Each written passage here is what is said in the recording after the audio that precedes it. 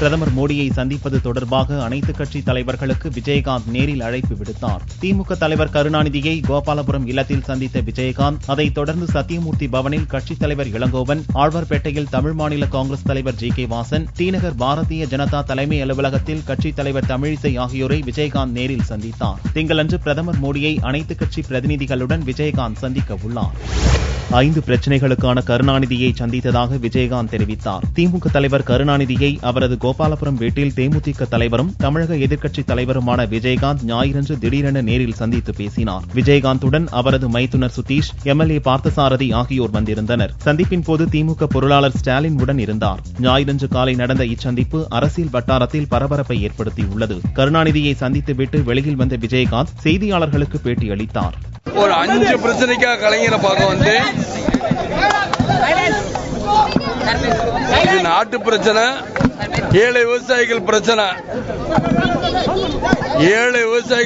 அதுக்கு கலைஞர் நிச்சயமாக எங்க கட்சியிலிருந்து அவர் அனுப்புறேன்டாரு ஆளுகளே. அதற்காகத்தான் நான் வந்து கோபாலபுரத்தில் இருந்து சத்தியமூர்த்தி பவன் சென்ற விஜயகாந்த் காங்கிரஸ் கட்சி தலைவர் இளங்கோவனை சந்தித்தார். சந்திப்பின் போது முன்னாள் நிதியமைச்சர் சிதம்பரம், திருநாவுக்கரசர், குஷ்பு உள்ளிட்டோர் உடன் இருந்தனர். முதல்வர் பன்னீர்செல்வம் செய்யாத காரியத்தை விஜயகாந்த் செய்வதாக இளங்கோவன் தெரிவித்தார். முதலமைச்சராக இருக்கின்றவர்கள் அனைத்து கட்சியையும் அழைத்துக் கொண்டு போய் பிரதமரை சந்தித்திருக்க வேண்டும். அவர் தன் கடமையிலிருந்து நழுவி விட்ட காரணத்தால் தமிழகத்தில் சட்டமன்றத்தில் எதிர்க்கட்சி தலைவராக இருக்கின்ற விஜயகாந்த் இதற்கு முன்னாடி எடுத்து வைத்திருக்கின்றார். அவருக்கு கண்டிப்பாக காங்கிரஸ் கட்சி முழு ஆதரவு தரும். சத்தியமூர்த்தி பவனில் இருந்து ஆழ்வார்பேட்டை சென்ற விஜயகாந்த் தமிழ் மாநில காங்கிரஸ் தலைவர் வாசனை சந்தித்தார். வாசனும் விஜயகாந்திற்கு ஆதரவு தெரிவித்தார். அரசியலுக்கு அப்பாற்பட்டு இந்த பிரச்சனையை அணுக வேண்டும். அனைத்து கட்சிகளும் ஒத்த கருத்தோடு செயல்பட்டு இந்த பிரச்சனைகளுக்கு ஒரு நல்ல முடிவை ஏற்படுத்த வேண்டும். அதற்கு அழைப்பு எதிர்க்கட்சி தலைவரிடமிருந்து இன்று வந்ததால் மற்ற இயக்கங்களைப் போல நாங்களும் பிரதிநிதியை அனுப்புகிறோம். ஆழ்வார்பேட்டையில் இருந்து டி.நகர் கமலாலயம் சென்ற விஜயகாந்த் தமிழக பாரதிய ஜனதா தலைவர் தமிழிசையை சந்தித்தார். தமிழர் பிரச்சினைக்காக பிரதமர் நேரம் ஒதுக்குவதாக தமிழிசை தெரிவித்தார். எதிர்க்கட்சி தலைவர் என்ற முறையில் அத்தனை கட்சிகளையும் இணைத்து பிரதமரை சந்திக்க வேண்டும் என்று ஏற்கனவே மரியாதைக்குரிய சகோதரர் விஜயகாந்த் அவர்கள் விருப்பம் தெரிவித்திருந்தார்கள். அதற்கு ஏற்ப நாளை 12:30 மணிக்கு நமது பாரத பிரதமர் தமிழகத்தை சார்ந்த அனைத்து கட்சி தலைவர்களையும் சந்திப்பதற்கு நேரம் ஒதுக்கி இருக்கிறார். நேபாள நாட்டில் சனியன்று பகலில் கடுமையான நிலநடுக்கம் ஏற்பட்டது. ரிக்டர் அளவுகோலில் 7.9 பதிவான இந்த நிலநடுக்கத்தால் தலைநகர் காட்மண்டுவில் பல கட்டிடங்கள், வரலாற்று சின்னங்கள் இடிந்து தரைமட்டமாகின. 2000க்கும் அதிகமானவர்கள் பலியாகினர். 5000க்கும் அதிகமானவர்கள் பலத்த காயமடைந்துள்ளனர். இதனால் வட இந்திய மாநிலங்களிலும் கடும் நில அதிர்வு ஏற்பட்டதில் 50க்கும் அதிகமானவர்கள் பலியானார்கள். நேபாளத்தை ஒட்டிய பீகார் மாநிலத்தில் மட்டும் 35 பேர் பலியானார்கள். 80 ஆண்டுகளில் இல்லாத அளவுக்கு கடுமையான நிலநடுக்கத்தை சந்தித்த நேபாளம் இன்னும் அதன் தாக்கத்தில் இருந்து விடுபடாத நிலையில் ஞாயிறன்று பிற்பகல் 1 மணி வாக்கில் 2வது நாளாக நேபாளத்தில் நிலநடுக்கம் ஏற்பட்டுள்ளது. காட்மண்டுவில் இருந்து கோத்தாரி எனப்படும் இடத்தை மையமாக கொண்டு ஏற்பட்ட இந்த நிலநடுக்கம் ரிக்டர் அளவுகோலில் 6.7 பதிவானதாக அமெரிக்க நிலவியல் ஆய்வு மையம் தெரிவித்துள்ளது. நேபாளத்தில் 2வது நாளாக ஏற்பட்ட நிலநடுக்கத்தால் டெல்லி உள்ளிட்ட வட இந்தியாவிலும் 2வது நாளாக நில அதிர்வு காணப்பட்டது. டெல்லியில் நில அதிர்வு உணரப்பட்டது மீண்டும் மக்கள் வீடுகளை காலி செய்துவிட்டு தெருக்களுக்கு ஓடி வந்தனர். மெட்ரோ ரயில் சேவையும் சில நிமிடங்களுக்கு நிறுத்தப்பட்டது. டெல்லி தவிர பீகார், உத்தரப்பிரதேசம் போன்ற மாநிலங்களிலும் நில அதிர்வு கடுமையாக உணரப்பட்டுள்ளது. தொடரும் நிலநடுக்கத்தால் நேபாளம் மட்டுமின்றி வட இந்திய மாநிலங்களிலும் மக்கள் அச்சத்தில் உறைந்து போயுள்ளனர்.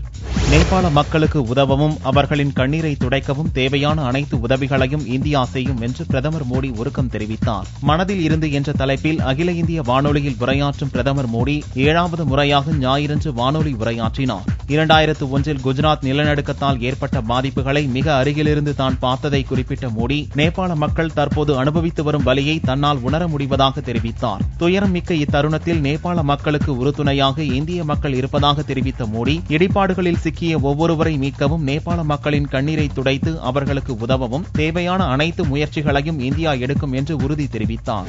பிரதமர் மோடியை முதல்வர் பன்னீர்செல்வம் சந்தித்திருப்பது சுயநலம் என்று ஸ்டாலின் தெரிவித்தார். திமுக பொருளாளர் ஸ்டாலின் சென்னை கோபாலபுரம் சாரதா பள்ளியில் வாக்காளர் அடையாள அட்டையுடன் ஆதார் எண்ணை இணைக்கும் முகாமில் செய்தியாளர்களை சந்தித்தார். பிரதமர் மோடியை தமிழக முதல்வர் பன்னீர்செல்வம் தனியாக சென்று சந்தித்திருப்பது சுயநலம் என்று ஸ்டாலின் தெரிவித்தார். ஏற்கனவே கடிதங்கள் மூலமாக கேட்டுக்கொண்டிருக்கிறார். இப்பொழுது நேரடியாக சென்று கேட்டிருக்கிறார். இதை நாங்கள் எப்படி அதை கருதுகிறோம் என்று கேட்டால், நாங்கள் ஏற்கனவே நாங்கள் மட்டுமல்ல எல்லா கட்சியை சார்ந்த தலைவர்களும் எல்லா கட்சியினுடைய தலைவர்களையும் அழைத்துக் கொண்டு சென்று பிரதமரை சந்திக்க வேண்டும். கர்நாடக மாநிலத்தில் அரசியல் பாகுபாடுகள் எல்லாம் மறந்து எல்லா கட்சிகளும் ஒருங்கிணைந்து பிரதமரை போய் சந்திக்கக்கூடிய நிலை அங்கே இருக்கிறது. ஆனால் தமிழ்நாட்டில் அந்த நிலை இல்லை என்பது வேதனைக்குரிய ஒன்று.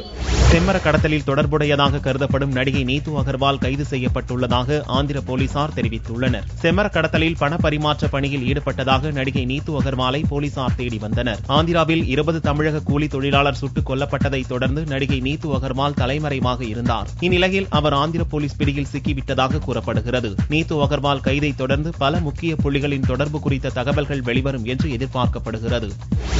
ஓட்டுநர் சிகரெட் பற்ற வைத்ததால் ஆற்றில் கார் பாய்ந்து விபத்துக்குள்ளானதில் 6 பேர் பலியாகினர். ஜம்மு காஷ்மீர் மாநிலம் ஜம்முவில் இருந்து ஸ்ரீநகருக்கு ஒரு கார் சென்று கொண்டிருந்தது. ராம்பன் மாவட்டத்தில் ஜம்மு ஸ்ரீநகர் நெடுஞ்சாலையில் மெஹத் எனும் இடத்தில் சென்று கொண்டிருந்த போது காரின் சக்கரங்கள் வழுக்கிக் கொண்டு தாறுமாறாக ஓட துவங்கியது. இறுதியில் அருகில் ஓடிக்கொண்டிருந்த செனாப் ஆற்றினுள் கார் பாய்ந்தது. இது பற்றி அறிந்ததும் போலீசார், தீயணைப்பு துறையினர் உடனடியாக மீட்புப் பணியில் ஈடுபட்டு 6 பேரை காயத்துடன் காப்பாற்றினர். 4 பேரின் உடல்களை சடலமாக மீட்டனர். இன்னும் 2 பேரை மீட்க முடியவில்லை. அவர்களும் பலியாகி இருக்கலாம் என அஞ்சப்படுகிறது. சிகரெட் பற்ற வைப்பதற்காக ஸ்டியரிங்கில் இருந்து கையை எடுத்ததால் கார் விபத்துக்குள்ளானது தெரிய வந்துள்ளது. காரில் இருந்தவர்கள் பெரும்பாலானவர்கள் பீகாரைச் சேர்ந்த கட்டுமான தொழிலாளர்கள்.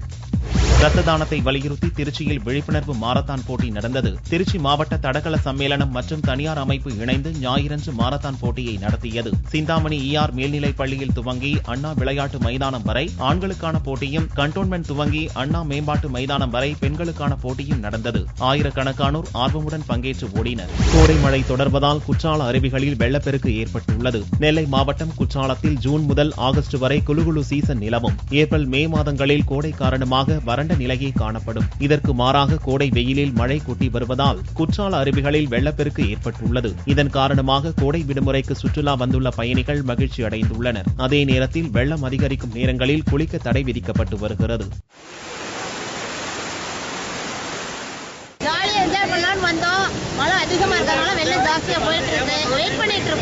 அலகாபாத்தில் 1 கோடி ரூபாய் செலவில் மோடி கோவில் கட்டுவதற்கான பூமி பூஜைகள் நடந்தன. 3 நதிகள் சங்கமிக்கும் உத்தரப்பிரதேச மாநிலம் அலகாபாத்தில் மோடிக்கு கோவில் கட்டும் பணியை ஸ்ரீ கிருஷ்ணா சேனா எனும் அமைப்பினர் துவக்கி பூமி பூஜை நடத்தினர். 1 கோடி ரூபாய் செலவில் கட்டப்பட உள்ள இக்கோவிலில் கிருஷ்ணர் மற்றும் மோடியின் சிலைகள் இடம்பெற்றிருக்கும். 6 மாதத்தில் கோவிலை கட்டி முடிக்க ஸ்ரீ கிருஷ்ணா சேனா அமைப்பினர் திட்டமிட்டுள்ளனர். குஜராத் மாநிலம் ராஜ்கோட்டில் பிரதமர் மோடிக்கு பாரதிய ஜனதா கட்சியினர் கோவிலை கட்டி முடித்து கடந்த பிப்ரவரி மாதம் திறக்கவிருந்த நிலையில் அதற்கு மோடி கடும் கண்டனம் தெரிவித்தார். அதைத் தொடர்ந்து அந்த கோவில் இடித்து தரைமட்டமாக்கப்பட்டது குறிப்பிடத்தக்கது.